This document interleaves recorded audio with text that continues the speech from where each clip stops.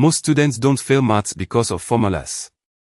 They fail because their basics are weak. Let's fix the basics that decide your exam success. Number sense means understanding numbers, not guessing. Know even and odd numbers, prime numbers, and place value.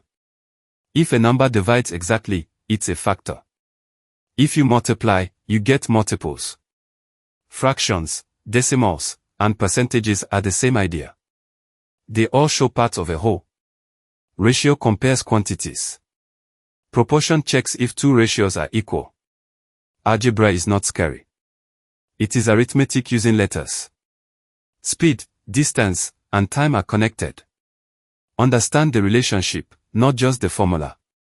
Simple interest grows steadily. Compound interest grows faster with time. Geometry is visual. Always draw a diagram before solving. Statistics is about understanding data, not memorizing. Probability is logical thinking, not guessing. When your basics are strong, exams become easier. Follow for simple maths lessons that build confidence.